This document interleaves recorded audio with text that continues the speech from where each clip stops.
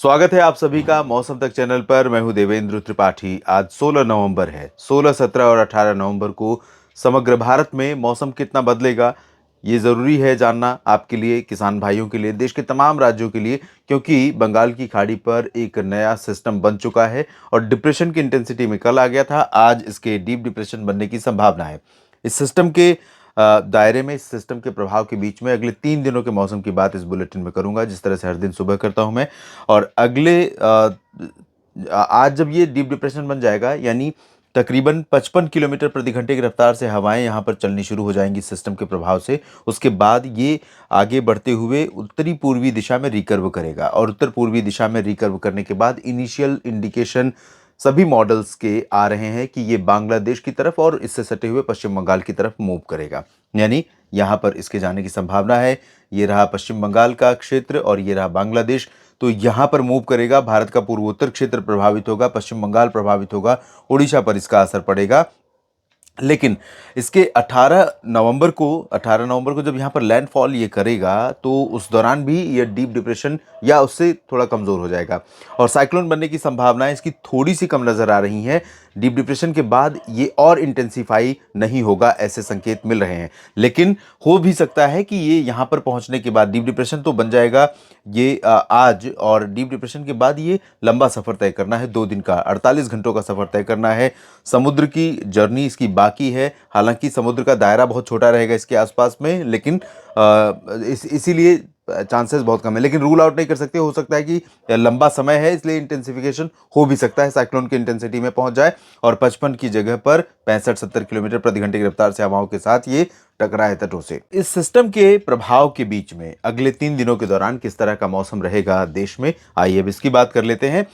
जाहिर सी बात है, ये सिस्टम जब आगे मूव कर रहा है तो थोड़ी हलचल बंगाल की खाड़ी में बढ़ने के कारण जो पूर्वी घाट है, इससे सटा हुआ रीजन है पूरा, पश्चिम बंगाल से लेकर तमिलनाडु तक, यहाँ पर हलचल बढ़ी हुई है।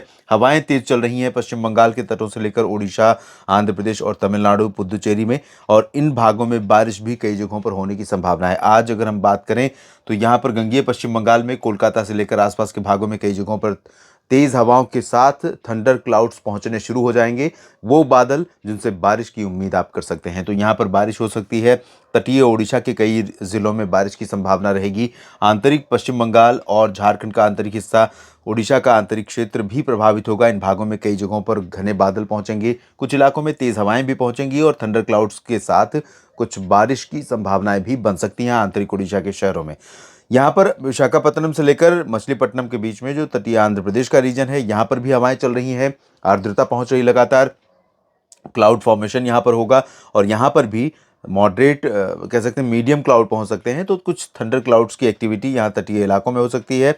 और इस बीच यहाँ पर तमिलनाडु के तटों के पास भी एक सिस्टम बना हुआ है और ये भी आने वाले दिनों में इस सिस्टम के आगे निकल जाने के बाद इंटेंसिफाई होगा और इसके प्रभाव से यहाँ तमिलनाडु के तटीय इलाकों में कई जगहों पर हल्की से मध्यम, कुछ स्थानों पर भारी वर्षा हो सकती है। आंतरिक क्षेत्रों में और केरल तथा दक्षिणी आंतरिक कर्नाटक में कुछ स्थानों पर हल्की बारिश होने की संभावना है। तेलंगाना, उत्तरी आंतरिक कर्नाटक, महाराष्ट्र के अधिकांश भागों में शुष्क मौसम रहेगा और पूर्वी मध्य प्रदेश, छत्तीसगढ़ का जो रीजन है, यहाँ पर देखिए हवाएं पूर्वी दिशा से आ रही हैं और इसी सिस्टम के प्रभाव से आ रही हैं। तो जब नमी यहाँ पर पहुँच रही है तो बादल भी पहुँचने तय हैं। बादल भले ही वो थंडर क्लाउड्स नहीं होंगे, भले ही वो बारिश नहीं देंगे, लेकिन छत्तीसगढ़ के लगभग सभी जिलों पर बादल पहुँचेंगे, आते जाते रहेंगे, बीच में धूप भी दिखेगी, लेकिन ज़्यादातर जगहों पर बादलों का प्रभाव रहेगा। पूर्वी मध्य प्रदेश, छत्तीसगढ़ और महाराष्ट्र के विदर्भ तक बादल छाने की संभावनाएं दिखाई दे रही हैं।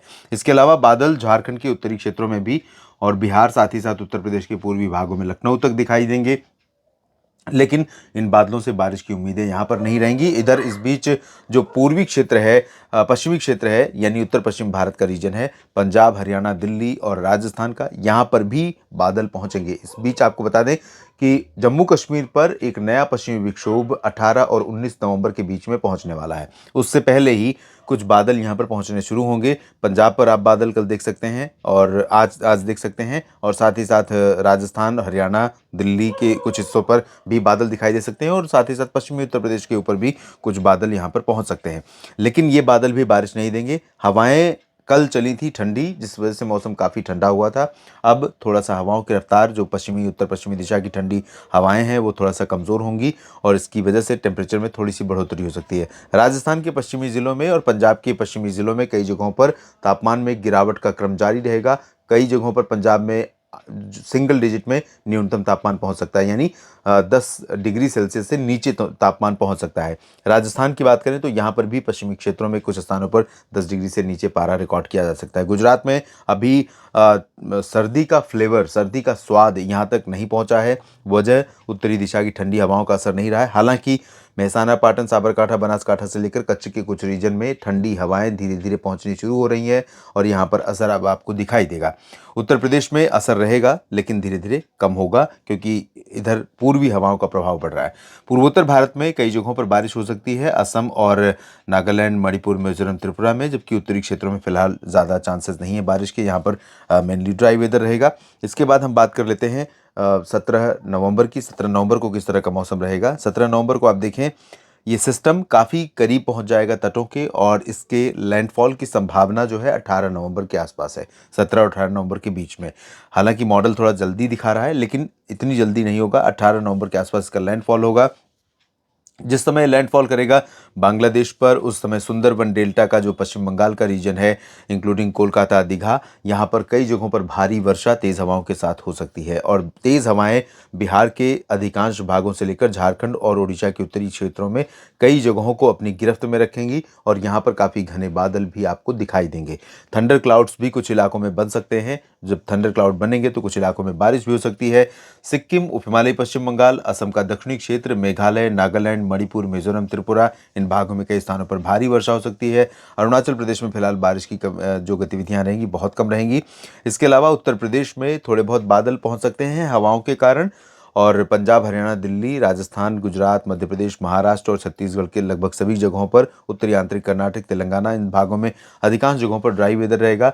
उत्तर भारत के पहाड़ों पर भी शुष्क मौसम रहेगा 17 नवंबर को, जम्मू कश्मीर से लेकर हिमाचल प्रदेश और उत्तराखंड तक। यहाँ पर अगले 3-4 दिनों तक, कम से कम आज 16 है तो 16, 17, 18 नवंबर तक यहाँ पर बर्फबारी की उम्मीदें नहीं है, लेकिन 18 नवंबर से बादल यहाँ आने शुरू हो जाएंगे और बादल जब आएंगे तो कुछ गतिविधियाँ भी शुरू हो सकती हैं, लेकिन मॉडल बहुत ज़्यादा यहाँ पर पॉजिटिव संकेत नहीं दे रहा है। दक्षिणी क्षेत्रों में आप देखिए, तमिलनाडु और केरल में कई जगहों पर वर्षा हो सकती है, तटीय आंध्र प्रदेश में भी और पुदुचेरी में भी कई जगहों पर यहाँ भारी बारिश हो सकती है, मध्यम से तेज वर्षा जरूर रिकॉर्ड की जा सकती है। इसके बाद हम बात करते हैं 18 नवंबर की। 18 नवंबर को ये सिस्टम लैंडफॉल करने के बाद आगे निकल जाएगा और उस दौरान पूर्वोत्तर भारत में कई जगहों पर, मेघालय, नागालैंड, मणिपुर, मिजोरम, त्रिपुरा, असम का दक्षिणी क्षेत्र, ये पूरा का पूरा रीजन प्रभावित होगा। इन भागों में भारी वर्षा रिकॉर्ड की जाएगी। अरुणाचल प्रदेश में ज़्यादातर जगहों पर फिलहाल ड्राई वेदर 18 को भी रहेगा। सिक्किम, उप हिमालयी पश्चिम बंगाल, बिहार और झारखंड, पश्चिम बंगाल के गंगीय क्षेत्रों से लेकर उत्तर प्रदेश और हरियाणा, पंजाब, दिल्ली, राजस्थान, मध्य प्रदेश, गुजरात, महाराष्ट्र, छत्तीसगढ़, यहाँ पर शुष्क मौसम ही जारी रहेगा। लेकिन हवाओं की मिक्सिंग के चलते इस पूरे रीजन में कुछ कुछ पैच बादलों के बनेंगे। कुछ पैच पश्चिम की तरफ से बनेंगे, कुछ पूरब की तरफ से, और ये बादल मूव करेंगे थोड़े से उत्तर प्रदेश के रीजन में भी और राजस्थान, पंजाब, हरियाणा, दिल्ली और गुजरात तथा मध्य प्रदेश, महाराष्ट्र में भी। लेकिन ये बादल बस घूमेंगे, भ्रमण करेंगे और धूप को रोकेंगे, उसके अलावा बारिश नहीं देंगे। आपको गलतफहमी में डाल सकते हैं कि संभवतः इन बादलों से आपको लगे कि बारिश हो सकती है, लेकिन होगी नहीं। दक्षिण भारत में तमिलनाडु और आंध्र प्रदेश के दक्षिणी तटवर्ती रीजन्स पर काफ़ी अच्छी बारिश हो सकती है, जिसमें मछलीपट्टनम, नेल्लोर और चेन्नई, पुदुचेरी, पंबन, तंजावुर, कडलूर का रीजन शामिल रहेगा। दक्षिणी क्षेत्रों में कन्याकुमारी और आसपास के भागों में बारिश होगी। केरल में कई जगहों पर वर्षा होगी। बाकी साउथ पेनिनसुलर रीजन में गतिविधियां कम रहेंगी। महाराष्ट्र, गुजरात में भी बारिश की उम्मीदें नहीं है। और यहाँ पर आप देखें 19 से बारिश और बर्फबारी पहाड़ों पर शुरू हो सकती है, लेकिन 18 नवंबर से ही आपको बादल यहां पर बढ़ते हुए नजर आ सकते हैं। इस बुलेटिन में फिलहाल इतना ही। लगातार बने रहिएगा मौसम तक चैनल और न्यूज़ मीडिया मंच के साथ। जानकारियां ठीक लगे तो लाइक और शेयर करना ना भूलें। चैनल को सब्सक्राइब नहीं किया है तो सबसे पहले कर लीजिए और बेल आइकन पर भी क्लिक कर लीजिए ताकि वीडियो का हर अपडेट आप तक पहुँचता रहे। धन्यवाद।